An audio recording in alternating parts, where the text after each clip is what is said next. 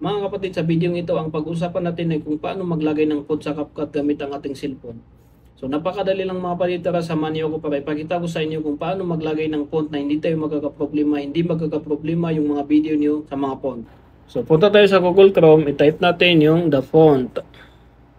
Yan, the font.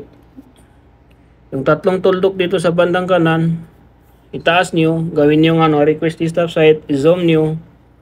Yan. Tapos ito na, nandito na tayo. Mamimili ka dyan kung saan yung gusto mo dyan. Yan. Kung ito yung gusto mo, Brandy, i-download mo. Kung gusto mo itong cartoon, i-zoom mo, cartoon mo. Yan, mamimili ka dyan.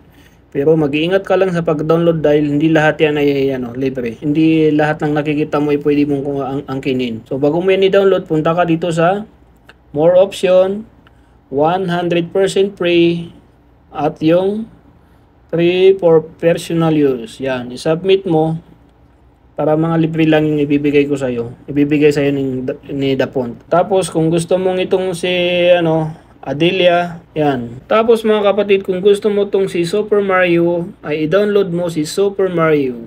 Yan, kung makikita mo si Super Mario ay nakaano siya, 100% free siya.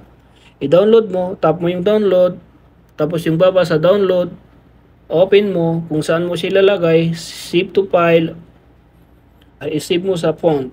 Pag nasave mo sa font, labas ka dyan, punta ka sa file mo, hanapin mo si Super Mario. Nasaan ka ba, Super Mario? Ito si Super Mario, yun. Nabuksan na si Super Mario, punta ka na naman sa CapCut mo, yung video, tapos yung video, tapos maglagay ka ng kung anong pangalan ang ilalagay mo.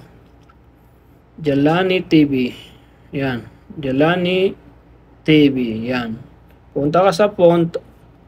Dahil ang kailangan natin na font ay si Super Mario, mag-add tayo, itap natin yung plus. Ito mga kapatid, nasa font ka, tapos dapat na-select mo si add font. Pag na-select mo si add font, yung plus, select mo si plus, punta ka kay font, hanapin mo si Super Mario, yan. Super Mario, tapos add, open. So ito na mga kapatid yung sinasabi ko na Super Mario font. So ngayon ay may font na tayong bago na hindi tayo magkakaproblema.